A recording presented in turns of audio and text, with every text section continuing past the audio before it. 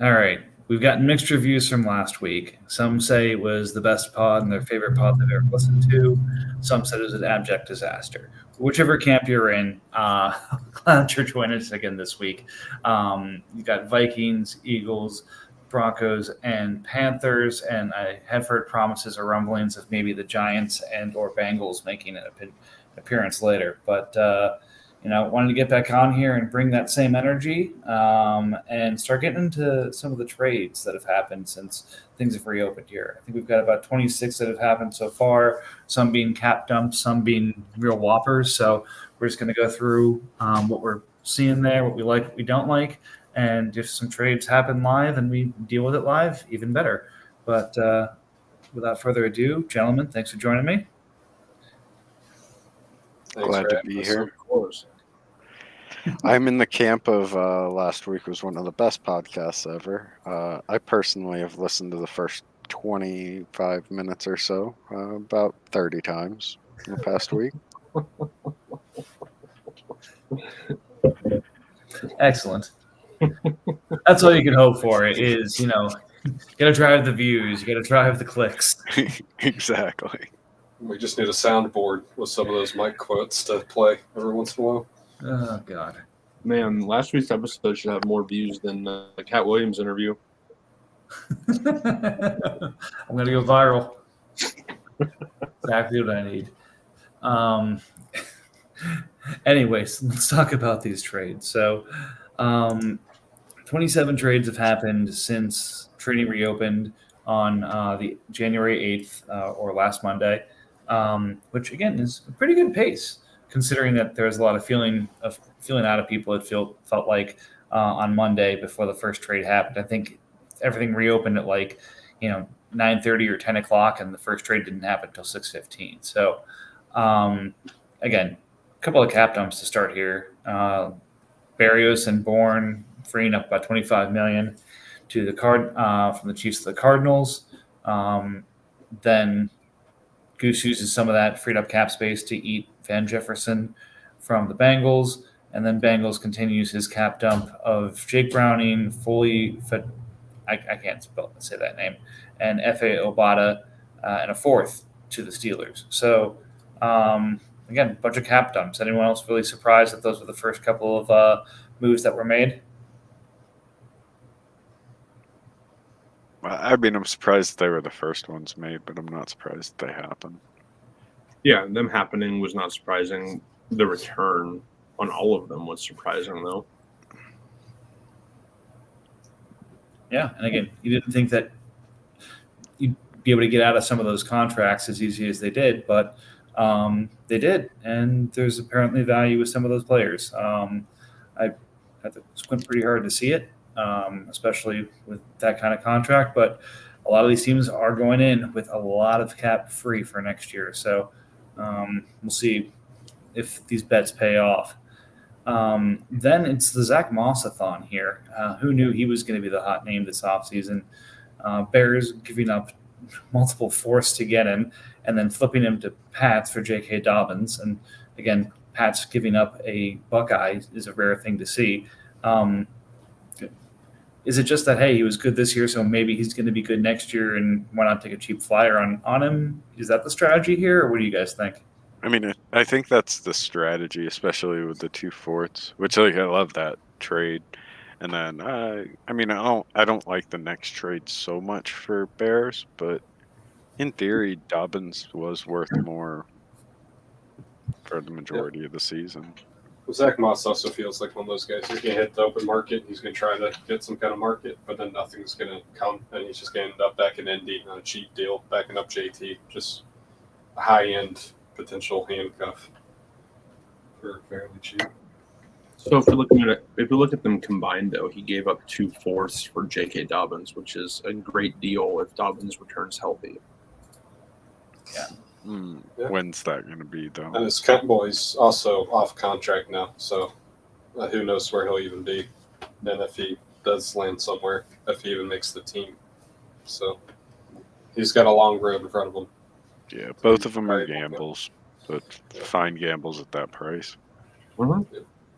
Look, and it's the interesting thing. I didn't even think about this for Zach Moss, but like he's probably good for 120, 140 points next year. You don't know where that's going to be, but that's probably what he's going to end up with, or maybe it's 100 to 120. I feel like somewhere in that range where it's, he's going to put up 8 for you in a couple of weeks, and he might give you a 16-point week or something like that. He's not going to be the starter anywhere. He won't even be the third down back, but he'll show up on your stat sheet a couple of times. So again, not a bad thing to have. But then Dobbins, it's truly a home run hitter. It's a strikeout. Like it's, I think, a fair valuation, but just 2 completely different distributions. Yeah. He's one of those, he'll get you 0 points or he's going to get you 180 plus. Yep. All right. And then our first blockbuster, Pat's moving off of CeeDee Lamb to the Cardinals for Panthers 24 pick and Pat's 24 pick, which I think is the 105. Yeah, 105 and 122. 105 and 122 for CeeDee Lamb. So,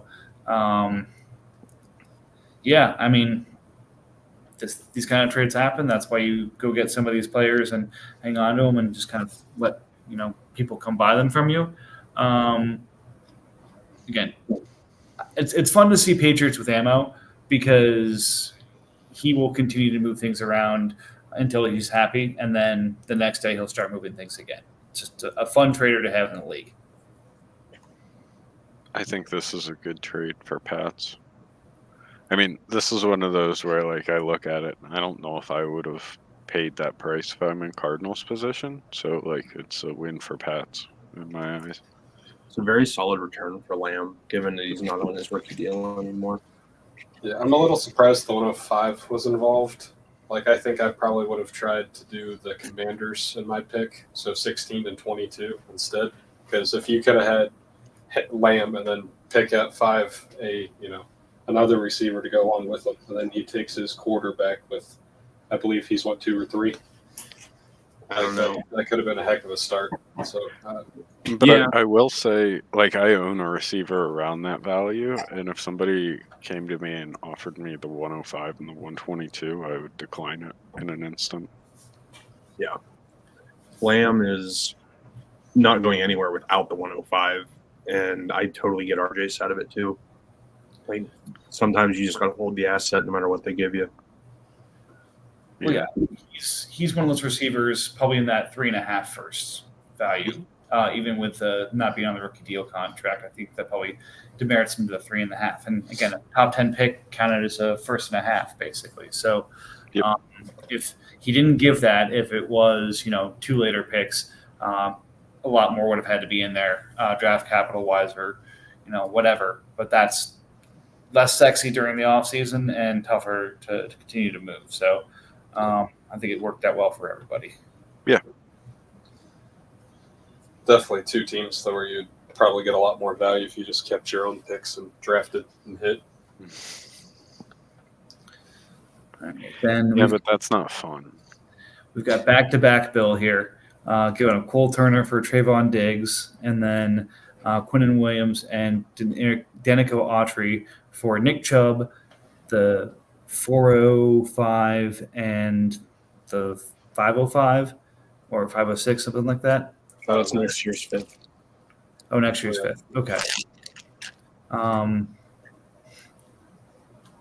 I have to say is good for you. Thanks. Yeah, I mean, RP points for 2 D tackles is a steal any day of the week. Yeah.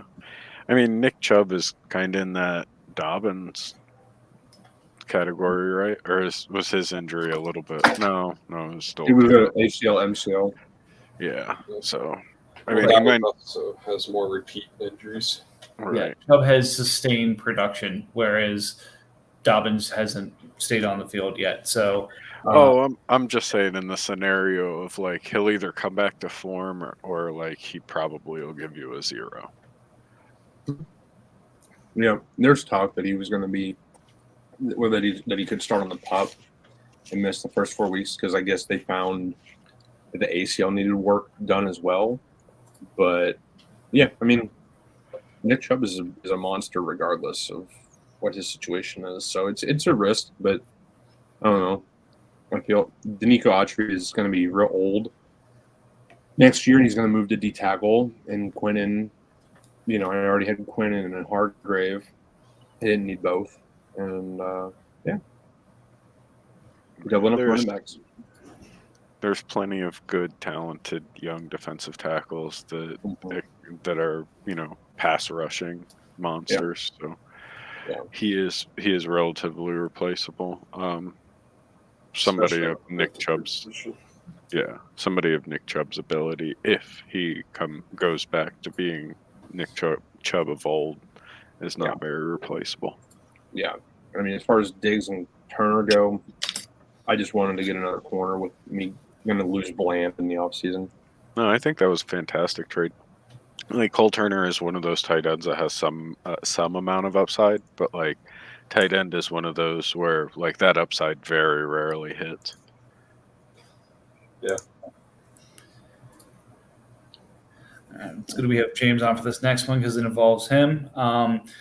James, I feel like this started like with what would it take for me to get, Kenneth Walker III or like a Keenan Allen? Like it started with one of these players, and then, by the end of it, it's like, all right, act now, and I'll throw in this, and this for the price of the Miami Dolphins first as well. Well, I've been looking around trying to get some draft capital, and I was open to moving Kenneth Walker, and the first offers I got were just awful. And Keenan Allen, essentially, I was shopping around trying to get like a late one, but most of the teams that had a late one wasn't interested. When talking to the Titans, he had interest in Walker, and he had interest in moving the 11 for him, and we both felt he was worth a little bit more than that. It was just what else did I have to package in to get the 12 along with the 11? So, yeah. That's what those picks are? Yeah, that's 11th and 12th overall. Oh, wow. For that package. Okay, I hated this trade until that. I still kind of hate it, but it's a little bit better. Well, I mean, the nice thing it does for James is it gives him a cash out in draft capital, and all 6 of those players are a potential problem this offseason, and now it's somebody else's problem. What was Walker's injury towards the end of the year, and is Charbonnet more of a threat in year 2? The Chargers are $35 million over the cap into next year, and basically, like it's Mike Williams, Keenan Allen, and like a couple other like big contracts like Joey Bosa. It's like, all right, if you're going to try and get under the cap, this is where you're going to have to do it, and it's either extending these guys into a period where they shouldn't, or having to cut some of these guys. So you could see Keenan Allen looking for a job someplace, and that's not a nice place to be when you're 32. But again, the upside is obviously present because what was Keenan Allen, a 280 point player this year. So the risk is there, but the upside is definitely there as well. So getting 6 solid swings for 11 and 12, not a bad way to spend that capital. Yeah, no, I definitely like it for both of us. It was just one of those things where it's like, if this early in the draft process, it's a lot easier for people to move these first rounders because not everybody's got a name assigned to it. I've got some names I really like in that range, and I felt I could get a replacement piece for Walker. And then, with the rest of them, I think Keenan's got probably 2 more good years out in LA. I don't think he gets cut. I think they figure it out by getting rid of Mike Williams, maybe move some of Derwin James' money, Khalil Mack, Joey Bosa's money. Get rid of one of those guys. I think Allen is their offense right now, like especially with how Eckler and the run game. It hasn't been good for years, but it's definitely bad this year. And then all the influx of D tackles makes Jordan Davis pretty movable. Cameron Thomas was a healthy scratch at the end of the year. Davenport, had a hamstring issue and somehow couldn't play at all this season. So that's, And then I like McFadden. He looks like he's a plus run defender, but he's definitely a liability in the passing game for New York.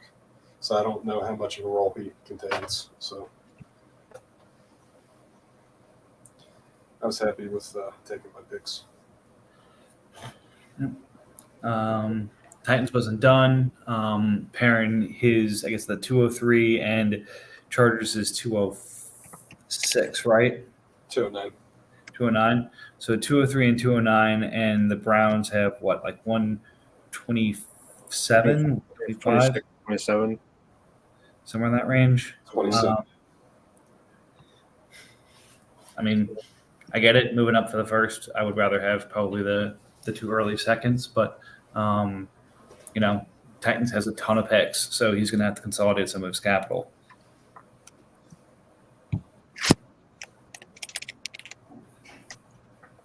Yeah, I don't necessarily understand the move, like specifically to go down into the second that this early on in the offseason. But I don't know. I like both of these moves for Titans. Well, this one I didn't understand. He literally moves up 7 picks and gives up the 209. Like, I don't. That's on the clock. There's a guy that slid and you have no idea how he's there. You move up and get him. Yeah. I felt better when I thought the Chargers was like the 216 or 217. Like if it was a pick around that range where, you know, the team just missed the playoffs, like that, one of those seconds with the 203, I feel better about it. But That's 2 picks in the top 41 for the 27th pick. That's a big premium. all right, then we've got Pat's in my little dance here. Malik Cunningham, T. Higgins, Luke Musgrave, and Trufant Dexter for Aiden O'Connell, Quentin Johnson, and Cedric Tillman. I think most people came down liking Pat's side a little bit better.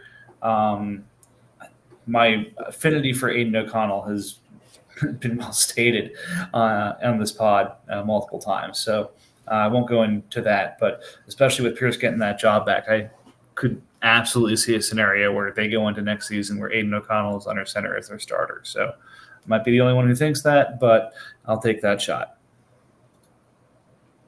Yeah, I'm actually in your ship. I actually think O'Connell's probably the starter there. But I just hate the other 2 receivers that came back so much with Higgins and Musgrave going that it's hard for me to like it. No, that's fair. And I mean, the one thing about Higgins is he came on near the second half of the year, but it sounded like Jamar is trying to run him out of town. So if that's the case and he goes someplace, like if T locks on with, say, Carolina, which is kind of my guess, he's a much different player and a much different value. And then Luke, I love Luke. I think, you know, if I was having a Madden franchise, he'd be the kind of tight end I'm going for. But the thing we just saw what Jordan Love did to the Cowboys in Dallas this week. And Jaden Reed didn't have a catch. Like sometimes Musgrave's going to, you know, go for, 35 yards and a touchdown. Sometimes he's going to not get a catch. So I feel like it's going to be whoever's the hot hand there in Green Bay, and there's a lot of mouths to feed. Yeah, Musgrave was definitely not like the main target there. Like a Laporta would be in Detroit, for example, even with ASB there. And Green Bay is definitely looking like too many mouths to feed, so you're going to have hit and miss weeks. But yeah, I don't know. I'm super low on Quentin, so I feel like this was just a win for Pats to get rid of him. But I like you getting O'Connell, especially if he does start next year. All right, moving along, Breida and Pinnock to the Bears for a 24 fourth and a 24 fifth. Just a cap dump. Getting paid for a cap dump. You could have done that the first day of offseason. Yeah, so this one I got to spend a minute on because this is when I knew Panthers were serious about moving some shit around. I thought that he was going to be in the Laporta zone with Trey McBride. That only way that anyone could get him from Panthers was going to be firstborn and a first round pick. But here we've got McBride, and Buckner for Palmer, Thielen, and Mark Andrews. It's fun for both sides. I think they're about equivalent in value right now in terms of a dynasty perspective at the tight end position. and then you're getting two, shots at receiver for a defensive tackle. Solid defensive tackle, but you went defense to offense there, which is what you want to do. So, again, like a lot of these trades, I really like both sides. Yeah, I'm happy to take on Trey, and I needed the cap space to make work on what I needed to do. And Andrews was a pretty clear swap target for Trey.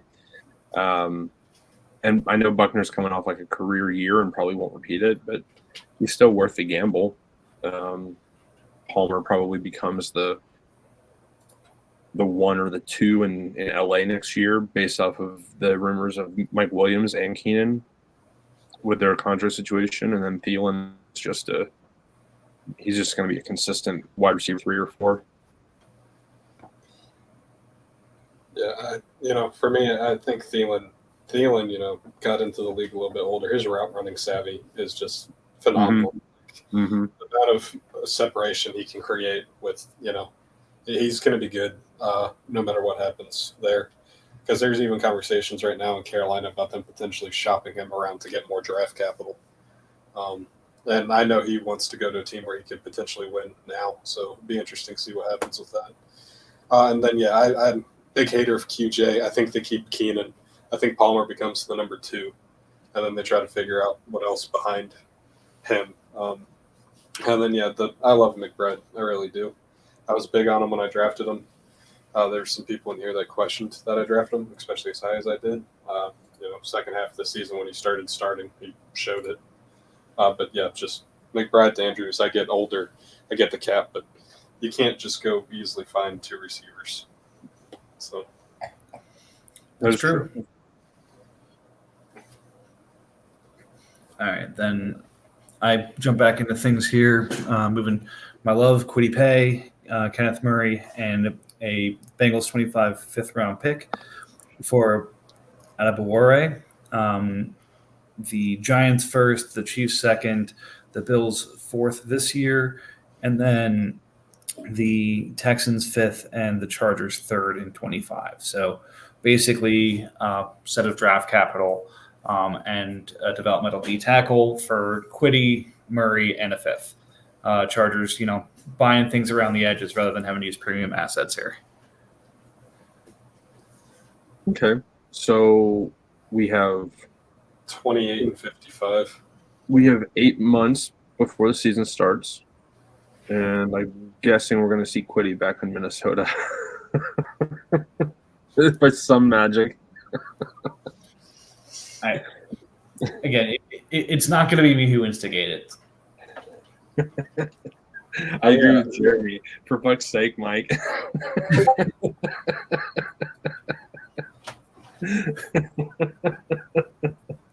No, I think this is great. I really do. I know the joke is Kwity keeps going back and forth with you, but Murray was going to be kind of costly. I think a 2 for him is totally fine. And you got basically a whole draft class for Kwity. Yeah, I liked this for Mike. I do also really like Kwity, but I feel like with the change into edge, getting the 128 for him being more of so far showing he's middling. I know he's getting 8 sacks, which isn't horrible, but that's gonna be the edge 30. So getting the 128, giving you a shot to just replace him there, and then all the other draft capital on top. And Kenneth Murray's not going to be back in LA next year, and with how cheap some of these vets are, I don't know how long Murray's career will be. So. The other side, linebacker is going to be a interesting thing to find next year. Yeah.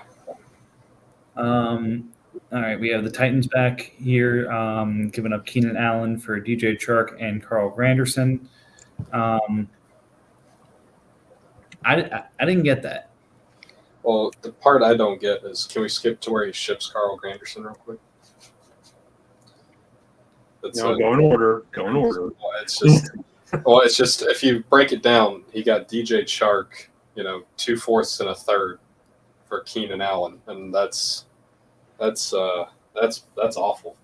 like I sent him Keenan Allen as part of that, thinking he was trying to turn it around and win the division right now, and then he ships with the Bucks, which obviously hurts my heart, but also for how cheap he did it, I just don't get it.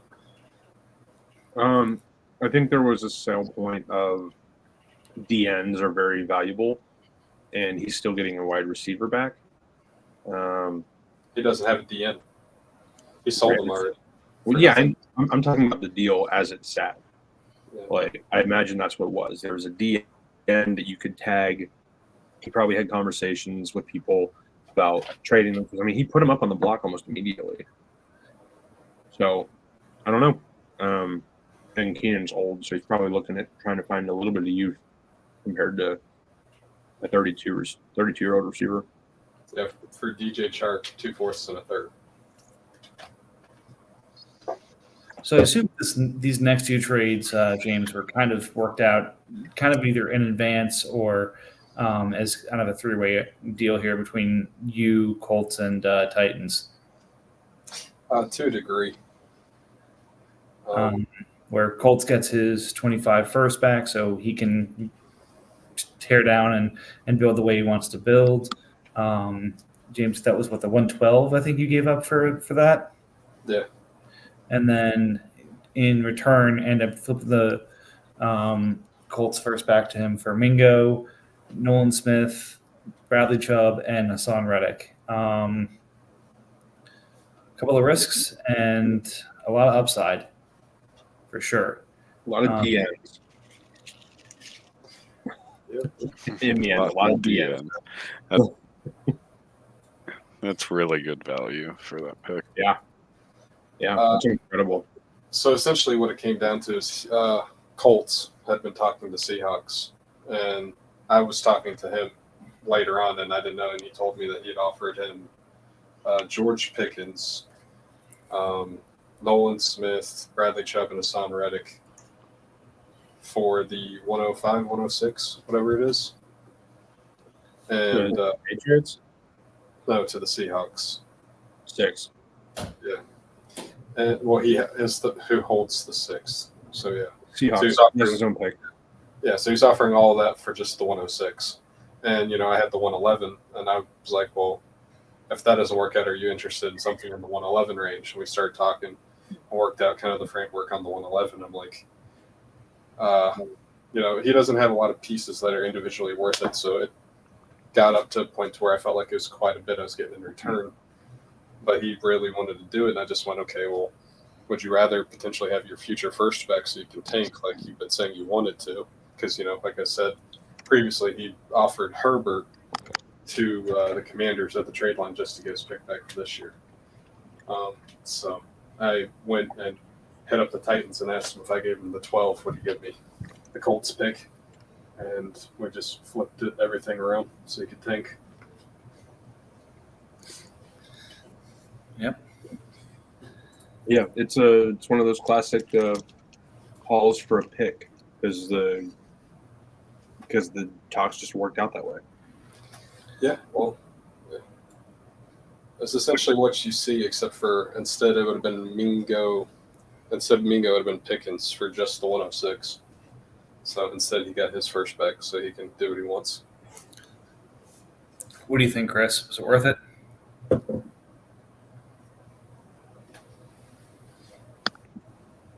Okay, so he's here, but he's not here. No way, Chris. You're not going to talk.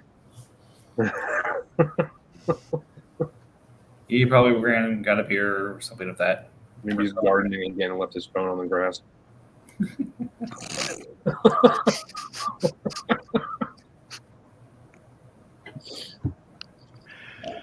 Anyway. Moving right along. Titans flipping Carl Granderson again for those couple of picks, 2/4 and a third, as James mentioned. Good work if you can get it. I take the 303 for James Conner. Really close the season strong, but was on an expiring deal, so it's going to have to be tagged. And I didn't want to have to do that, so I was happy to take a pick just to avoid the annoyance and the extra cap of what he's going to have to pay next year, which again might be in what the $15-16 million range or something like that. It might not be terrible for a running back. Yeah, it's about the average now. No, I think the Granderson trade for the return was very solid. And I think that getting a third for James Conner, especially a high third, was a great move because it sounds like you weren't going to tag him. You were just going to let him go to free agency and be a comp third. So you saved at least 29 spots there. But yeah, I thought both of these were totally fine.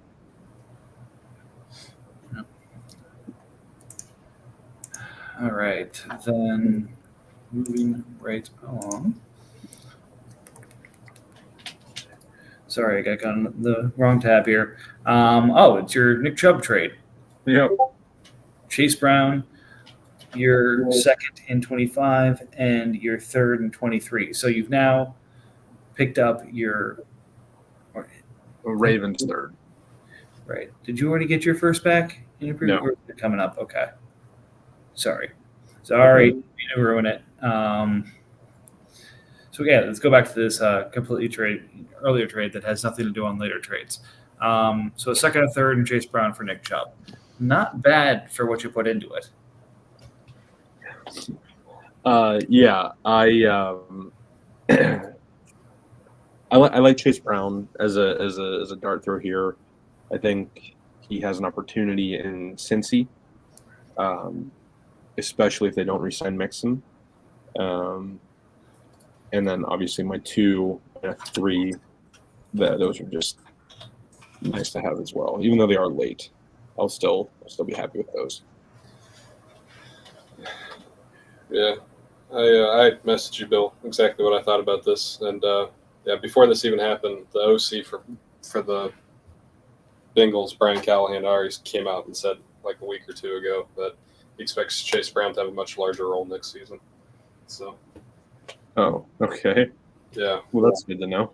I was not aware of that. So that's good. So yeah, Bill turned Autry and Quinnen Williams into Chase Brown, a 2, a 3, a 4, and a 5. Good on you, buddy. Yeah, that worked. That worked out.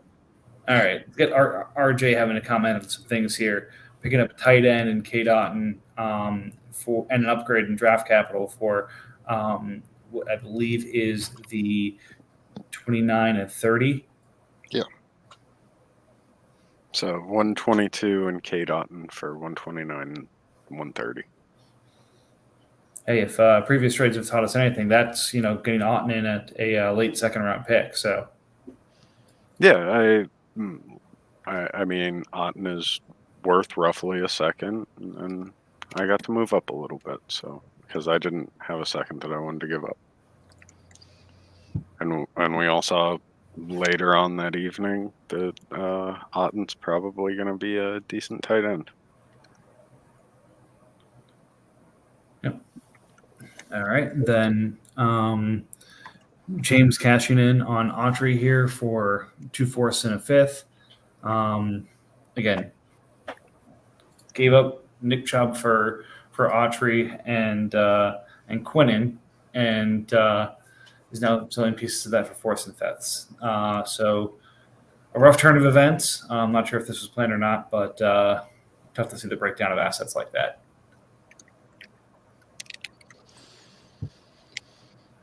Okay. Yeah. Thoughts? I mean, yeah, just like Autry's probably worth more than that. Maybe. Yeah. Like a solid third. Yeah. But I wouldn't want to break it down into that. Like Right. It's fine when you really look at it. It's probably roughly the same value. They're all late picks. That's the problem. Like if they were like early fourth, early fifth, like that kind of thing, I'd be more okay with it. But yeah, this should have just been like a straight third kind of thing. Yeah, well, originally he was asking for Nolan Smith, and I told him with his age that would be a hard pass for me. And he said he'd be interested in taking late picks. So I literally sent him all the late picks I had, and he took it. It's an interesting valuation to go from Nolan Smith, a first rounder last year, to a couple of fourths and fifths. Yeah, you'd be surprised though. Nolan Smith, I've been offered several teams have already only sent me a fourth rounder for him. So I don't know. That's just some people having very different values on people. People give up on rookies very quickly. Yeah. All right, now an interesting question is forming with this next trade here. So we got Bill giving up Nick Bosa to the Commanders for Antonio Gibson, Christian Kirk, and Bill's 25 first. So in the past 48 hours, Bill has acquired his 25 second and his 25 first in separate trades. In those, he's broken down key players of his defense, and who, again, he flipped for other pieces. But the question is Bill closet tanking after just finishing as the league runner-up? No, no, I'm not. No, I'm not. I'm just trying to find value. Like, I'm not trying to lose everything, but I'm trying to just make some moves and see what happens. Like I lost my wide receivers in the Chubb deal, or no, in the McBride deal. Totally fine. I was looking for another one. Commanders has had a serious like hunt and dog situation for Nick Bosa since I acquired him, and I don't know. I just wanted to see what would happen with that, so I reached out. Initially, my effort was to get Jalen with Bosa in whatever format that was, and that was a non-starter. So it just kind of progressed from there, and yeah. And here we are. Bill closet tanking for the 101 in 25 so he can take Trevion Henderson. Yep. He's gonna strategically put up like 3,000 points next season and lose every single game. Right. He wants Amika too. He's got to get the 101 and 102. Hey, all I know is that Washington should change its name to Show Me Your DEs. Because that dude's got a ton of them right now. And I don't think any of them are transitioning to D tackle. Nope. Yeah. Leonard will at least go to D tackle. I'm not sure about Thule. Thule's lined up a little everywhere. Well, the important ones aren't transitioning. He's still going to have Bosa, Garrett, and Burns. He's building a dominant defense. It is quite a deep. Was burned him in the past, right? So Saints jumped in here in a big way. I think Saints, Colts, and Panthers all know each other, if I recall correctly. But you got Saints dumping Trask, Edmonds, Keontae Ingram, Irv Smith Jr., Akeem Davis-Gaithers, and Derek Forrest on the Colts for 2 fourths and a fifth. No, Colts didn't give up anything. No, that's what I mean. That was the price to dump those players. Gotcha. Sorry if that was unclear. Colts gave up nothing. That was just the price of additional picks Saints had to give to dump those contracts, which, let's see. You're looking at about $30 million worth of cap that he dropped there. So, well, he also picked right back up 10 seconds later. Well, yeah, again, and I would say it's a cheap way to buy the cap. So good on him for that. But then, yeah, uses the cap immediately, trading the 109 and Kenny Pickett for Jared Goff, Josh Reynolds, MVS, and Demario Davis. That is a very, very expensive group that Saints spot for 2 firsts. I was going to say it's a fantastic sellout for Goff for that. So James, once again, good on you. Like that's insane for Jared Goff and a bunch of tag players. You got Pickett and another top 10 first. That's insane. You know, friends don't let friends trade like this. You know, I so originally he offered me Pickett in the first for just golf. So I at least sent him back some points to make it interesting. But yeah, Yeah, and again, do you guys have a separate chat here? Because I feel like you Titans, Colts, and it looks like Saints here are like all just trading with each other continuously. Titans is currently on vacation, from what he told me. He's just been very active these Yeah, last. he's been having a great week on vacation. Yeah, He's trading instead of hanging out with his family. Other than that, the big thing for both of those teams, like Colts wanted a tank. Like, he's tried several times to give up a lot of stuff to tank, and it just came around to it. I was able to help him get his pick back so he could tank. And then, Saints wanted to get a QB, thought his team was going to be bad enough to get him a QB, ended up with just Pickett. And where he was sitting at in the draft, he would rather flip Pickett for golf and some other pieces than, just keep building around Pickett. So indeed. And you were able to flip Pickett to the Titans for Aaron Rodgers. And again, I believe Titans intend to use his early pick on quarterback, whether that's Caleb or Jaden Daniels or whatever. So again, it sounds like Pickett's going to move at least one more time, but hey, around and around we go. yeah. I don't know. I don't know if I like the idea of Rodgers more than Pickett. Yeah, I'm not a big fan of that one. I also wouldn't want either of them, so I guess Yeah, just kind of a wash, but just an interesting swap. I guess Rodgers is technically more of a guarantee, but who knows? The issue is with Pickett is I don't think I'm going to get anything for him. So to be able to move him for other QB points, I felt was definitely worth it. Well, and then to replace him here, with something sustainable, the next deal here, tell you what, Colts wins an award here for diamond hands with Baker Mayfield. Could have probably flipped him sold him for seconds or stuff like that throughout the year held.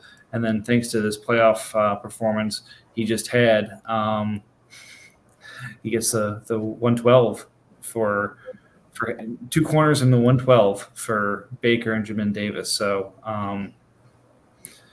good on you, Colts. Yeah, what a snag for Baker. Like, dude's probably literally going to get re-signed the day after they lose next week to 2 or 3 years, and man, it's what a turnaround for Baker. But yeah, this was great. It's great. is that the 112 for Baker? Yep. And Yeah. Jamin Davis. I like it.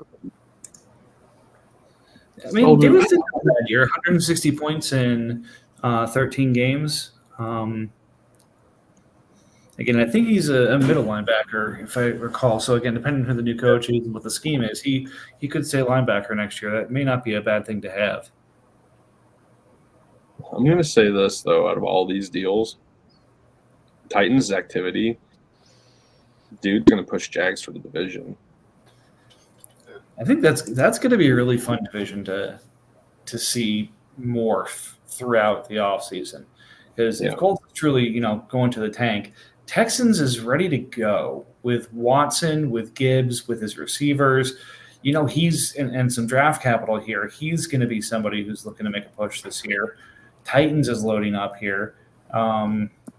Jags, you have Mahomes, you're in the conversation, and a lot of really good offensive pieces on that team. It could be a bit of a slugfest next year. I think they're all kind of a tier probably below the AFC North right now. But nonetheless, it could be a real fun division to watch.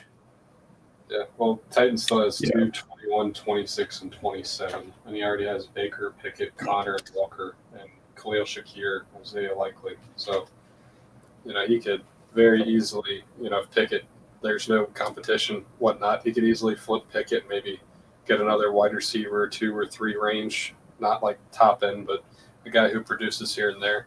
With the 102, for all we know, that could be Marv. And all of a sudden, he's got a top end receiver to carry a couple low end guys. And You know, it would be What are you talking fun. about? You gave him a top end receiver. You gave him Chark. No, Chark didn't come for me. I gave him Keenan Allen. They sold for pennies. But you know what would be fun here is if Luigi goes to RJ and says, I'm starting with a 102 and I'm going to start adding draft capital to it until you say yes to Jamar Chase. So he'll have no other draft capital after RJ says yes to everything. It would get the 101. Well, he has the 101, so give him the 101 and the 102. Nothing short of emptying the Titans draft capital tank gets the 101. No, not for the 101. For Jamar Chase. Over Yeah. Chase? Oh. So that I could go Marvin and Chase, or Caleb. Sorry. Marvin, Caleb, or whatever quarterback suits you. Right. And Yeah. the thing is, even if Marvin goes at 1, he then gets to hold on the QB market. Like, he can do whatever he wants. Well, and that's the thing. You know, Titans at this point needs a breakout receiver and the 102, you either have to wait on the rookie or you got to find someone who potentially would be willing to give you a stud for it. So, Yeah, and that's when you look at the Rams with Matthew Stafford. And I think he's still got a receiver over there, doesn't he? Michael I mean, Pittman. if you've got Mayfield already at quarterback, that's solid enough. He's going to tag Connor. If he has any kind of the role plus Walker, he's in pretty good shape at running back. Like, you know, you get a tent pole at receiver and kind of continue to build out ancillary pieces. Like, Titans has 2 quarterbacks right now. Yeah. So no, that's what I mean. Like, he would have the hold to though. Like, if you own the 102, anyone who wants Caleb, May, Daniels, anybody, they could all go to him, and he could be an obvious seller. Yeah, like the Rams with Matthew Stafford, who's already talked about doing a rebuild. You know, he does have Pittman, like you said. He could get potentially Pittman and maybe something on top of Pittman. You know, stack on top of that and continue building out his team. The Titans can be very dangerous quickly if he continues to go. So, anyways, I think that's going to do it for us. Any closing thoughts here? It was a good pod. Well said, Chris. Well said. I have a feeling he's joining the pod, so we'll get to that part here. I've got already at least one owner ready to join, another one ready to hop on too. So let's see if we can keep the good trades and the good energy going. Appreciate everyone for joining and jumping in here, and we'll see what magic we make happen tonight.